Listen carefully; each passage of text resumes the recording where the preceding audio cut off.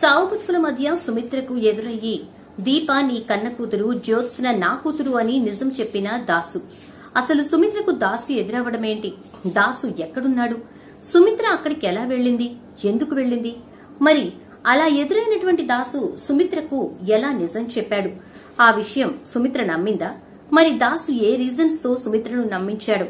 మరి అలా నమ్మి దీప తన కూతురని తెలుసుకున్న సుమిత్ర జ్యోత్స్న విషయంలో ఎలాంటి నిర్ణయం తీసుకుంది? ఇదంతా కూడా వీడియోలో చూసి తెలుసుకునేద్దాం. కార్తీక దీపం ఇది నవవసంతం. అప్కమింగ్ ఎపిసోడ్స్ లో ఏం జరగబోతోందనేది ముందుగా తెలుసుకోవడానికి వీడియోని లైక్ చేసి ఛానల్ ను సబ్స్క్రైబ్ చేసి పక్కనే ఉన్న బెల్ ఐకాన్ లో ఆల్ ట్యాప్ చేసేయండి.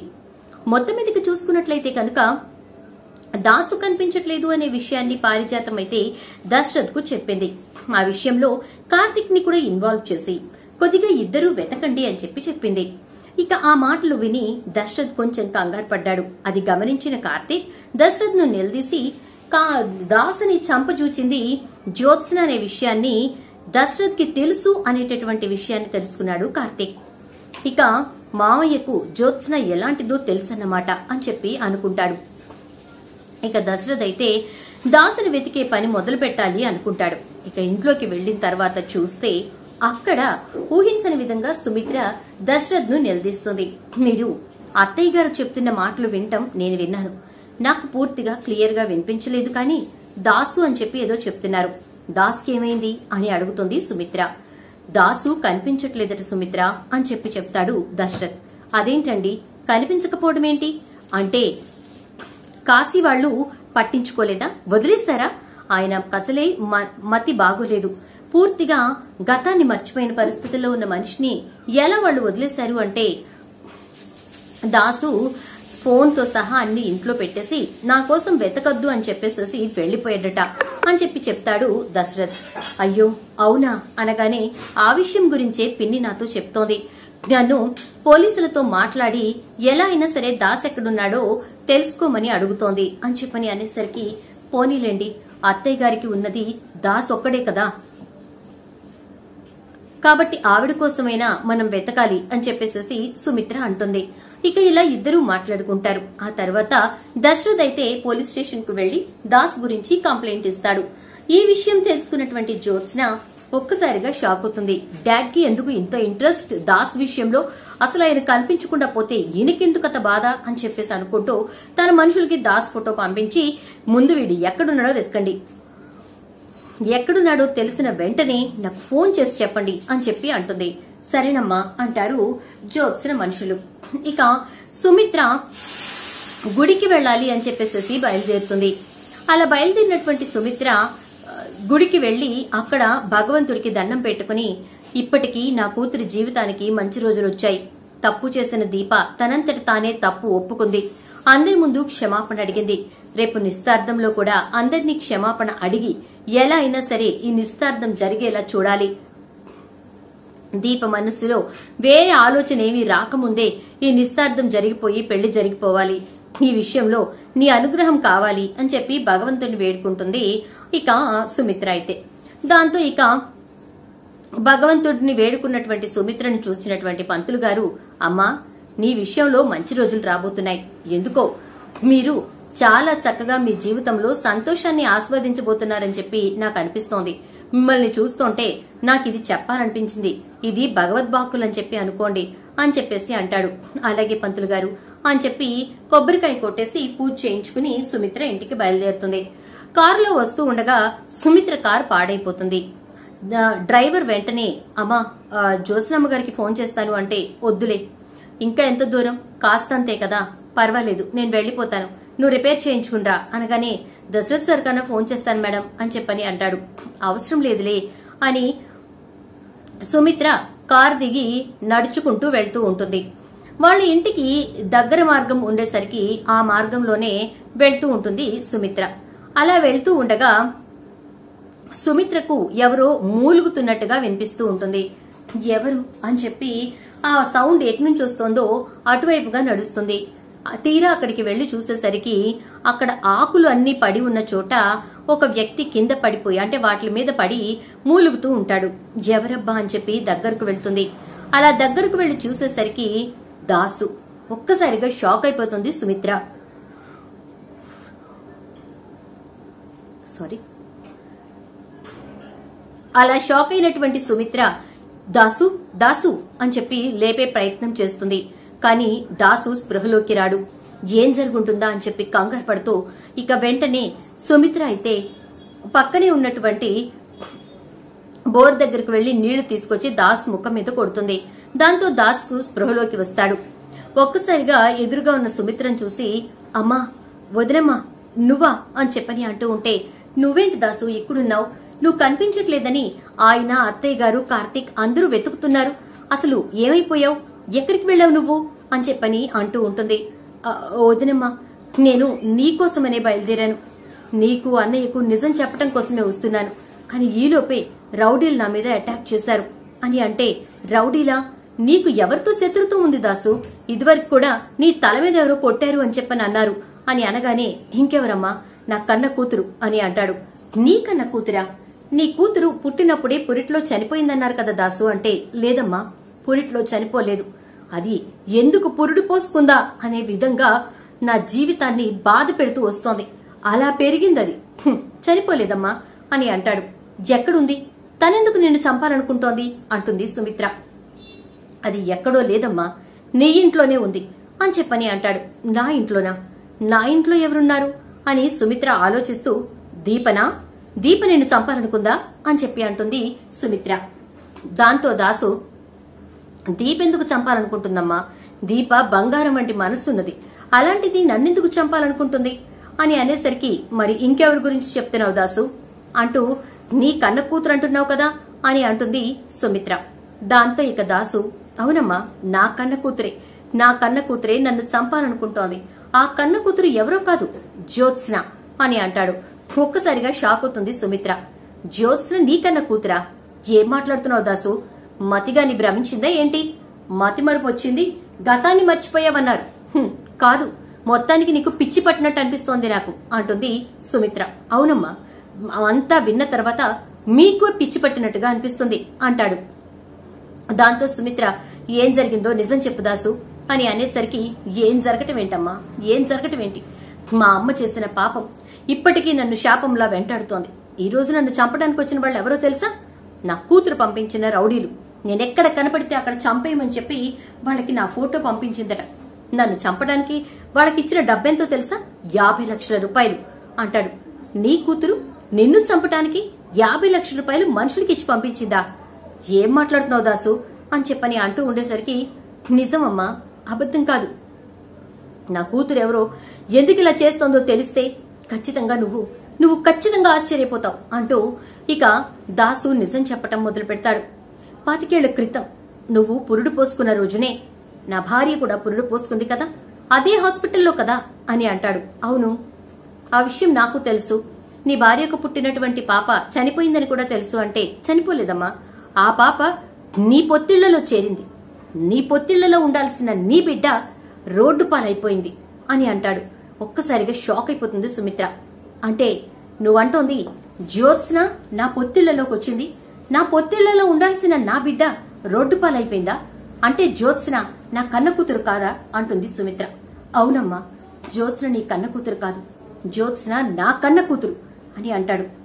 జ్యోత్స్న నీ కన్న కూతురా, మరి నా కూతురు ఏమైపోయింది దాసు, అసలు నువ్వేం చెప్తున్నావు, నాకేమీ అర్థం కావట్లేదు అంటూ సుమిత్ర మాట్లాడేసరికి చెప్తున్నానమ్మా అదే చెప్తున్నాను, నీ కన్న కూతురు ఏమైపోయిందో చెప్తున్నాను, వినటానికి గుండె దిటవు చేసుకుని సిద్ధంగా ఉండు, నీ కన్న కూతుర్ని నీ దగ్గర నుంచి దూరం చేసింది ఎవరో తెలుసుకోవడానికి సిద్ధంగా ఉండు అంటూ దాసు కళ్ళు నీళ్లు తుడుచుకుంటాడు. అసలు ఇప్పటికే ఇక సుమిత్ర అయితే జ్యోత్స్న నా కన్న కూతురు కాదా అని చెప్పి కళ్ళు నీళ్లు తుడుచుకుంటూ ఉంటుంది. చెప్పు దాసు అసలు ఏం జరిగిందో చెప్పు అని అడిగేసరికి ఇక ఆ రోజు జరిగింది మొత్తం దాసు చెప్పటం మొదలు పెడతాడు. నువ్వు ఆడబిడ్డను కన్నావు, నా భార్య ఆడబిడ్డను కంది, అప్పుడే ఇక్కడ 2 ప్రాణాలు పురుడు పోసుకుంటే నా తల్లి మనసులో ఒక దురాలోచన పురుడు పోసుకుంది, అదే నీ బిడ్డని చంపి ఆ స్థానంలోకి నా బిడ్డను తీసుకురావాలని, అందుకోసమే నీ పొత్తిళ్లలో ఉన్న నీ కూతుర్ని సైదుల ద్వారా బయటకు పంపేసింది, నా భార్య పొత్తిళ్లలో ఉన్న నా కూతుర్ని తీసుకొచ్చి నీ దగ్గర పడుకోబెట్టింది, నువ్వు తనే నీ కూతురు అనుకున్నావు. దశరథ్ అన్నయ్య కాంచన కలిసి ఇద్దరూ కూడా ఇంకే ఉంది కార్తీక్కి భార్య పుట్టిందే అనుకున్నారు.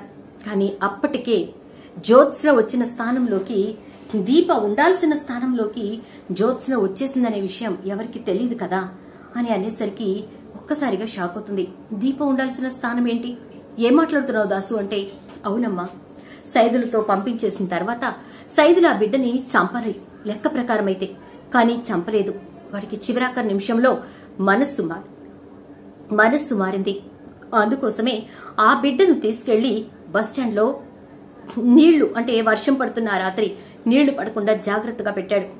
అదే రోజు రాత్రి మాంకాళమ్మ గుడి ఊరు నుంచి కుబేర్ అనే వ్యక్తి ఈ ఊరికొచ్చాడు. ఇంటికి వెళ్తున్న అతనికి బస్టాండ్ లో వినిపించిన ఆ ఏడుపు శబ్దం అతన్ని అటు నడిపించింది. అతను తిన్నగా అక్కడికి వెళ్లి ఆ బిడ్డను చేతుల్లోకి తీసుకుని పొదువుకున్నాడు. బిడ్డలు లేని తనకి భగవంతుడు బిడ్డనిచ్చాడు అనుకున్నాడు. ఆ బిడ్డను తీసుకుని మాంకాళమ్మ గుడికి వెళ్లిపోయాడు. తను ఆ బిడ్డను తీసుకుని వెళ్లిన 2 రోజులకే తన భార్య చనిపోయింది. ఆ బిడ్డకు దీప అని పేరు పెట్టాడు. పేరుకి కుబేరుడైనా పేదరికంతో అలమాడుచున్నాడు. అయినా కూడా ఎక్కడా తగ్గకుండా తన బిడ్డగా దీపను పెంచాడు. తన కన్న కూతురి కంటే ఎక్కువగా చూసుకున్నాడు. ప్రతిదీ కూడా దీపకు అమర్చాడు, సొంత ఇంటితో సహా. కాని కుబేర్ చనిపోయే వరకు కూడా దీపకు తెలియని విషయం, చివరాఖరికి ఇప్పటికీ కూడా దీపకు తెలియని విషయం, తను దశరథ్ సుమిత్రల కూతురునని, కోట్ల ఆస్తికి వారసురాలని ఈ రోజుకి పేదరికంతో అలమాడుతూనే ఉంది. ఈ నిజం తెలుసుకుంది జ్యోత్స్న. తన పుట్టుక, దాని వెనుకున్న రహస్యం ఏమీ తెలియని దీప ఆ ఇంట్లో నిరుపేదగానే పెరిగింది. ఈ రోజు కూడా తనకు నిజం తెలీదు అని అంటాడు దాసు. ఒక్కసారిగా సుమిత్రకి కాళ్ల కిందన్న భూమి కంపించినంత పనవుతుంది. అంటే దాసు చెప్పిన ప్రకారం జ్యోత్స్న నా కూతురు కాదా? మరి జ్యోత్స్నకి నిజం తెలుసా అంటుంది. తెలిసిందమ్మా. తన పుట్టుకి సంబంధించిన నిజాన్ని, రహస్యాన్ని తెలుసుకుంది. దాంతో పాటు దీపే ఇంటి వారసురాలని కూడా తెలుసుకుంది. అందుకే దీప మీద 10 సార్లు హత్యా ప్రయత్నం చేసింది. ఆ హత్యా ప్రయత్నంలో భాగంగానే దీప ఎన్నోసార్లు జ్యోత్స్నని కాపాడింది. తను తీసుకున్న గోతులో తనే పట్టమంటే జ్యోత్స్న విషయంలో నిజమైంది. హాస్పిటల్లో జ్యోత్స్న దీపని చంపాలనుకుంది. కానీ జ్యోత్స్న కార్ వెళ్లి చెట్టుకి గుద్దుకుని జ్యోత్స్నే చావు బతుకుల వరకు వెళ్తే దీపే తన రక్తమిచ్చి కాపాడింది. ఇలా ఎన్నోసార్లు జరిగింది. ఇక ఇలా కాదని జ్యోత్స్న దీపను చెడు చేయాలనుకుంది. అందుకోసమే పెళ్లి నాటకం మొదలుపెట్టింది అని దాస్ చెప్పేసరికి ఒక్కసారిగా షాక్ అయిపోతుంది సుమిత్ర. ఇక అలా షాక్ అయిన సుమిత్ర జరిగిందంతా గుర్తు తెచ్చుకుంటూ ఉంటుంది. భగవంతుడు తను నా బిడ్డ కాబట్టే తిరిగి నా దగ్గరకు చేర్చాడు. ఆ రోజున తన ద్వారా నన్ను కాపాడాడు. నాకు రక్తం ఇప్పించి నాకు ప్రాణదానం చేశాడు. నా కూతురే నన్ను కాపాడిందనమాట అనుకుంటూ సుమిత్ర చాలా సంతోషపడిపోతుంది, సంబరపడిపోతుంది. ఇక ఇప్పుడు దీప తన ఇంటి వారసురాలనే నిజం తనకు తెలిసిందనే విషయాన్ని బయట పెడితే ఖచ్చితంగా జ్యోత్స్ని తీసుకునే స్టెప్స్ వేరేలా ఉంటాయని అర్థం చేసుకుంటుంది సుమిత్ర. అందుకోసం చాలా జాగ్రత్త పడుతూ ఉంటుంది. అలా మొత్తం మీద నిజం తెలుసుకున్నటువంటి సుమిత్ర డైజెస్ట్ చేసుకోలేకపోతూ ఉంటుంది. నిదానంగా ఇంటికి వెళ్తుంది. దాస్ చెప్పిన ఒక్కో విషయం గుర్తుకొస్తూనే ఉంటుంది. దాసుని ఈ రోజున తన మనుషులతో కొట్టిపాడేసిన జ్యోత్స్న, ఆ రోజున చంపాలనుకున్న జ్యోత్స్న, ఇవన్నీ చూస్తూ ఉంటే కన్ఫర్మ్ గా దంతా కూడా జ్యోత్స్న కావాలనే చేస్తోంది అనిపిస్తోంది.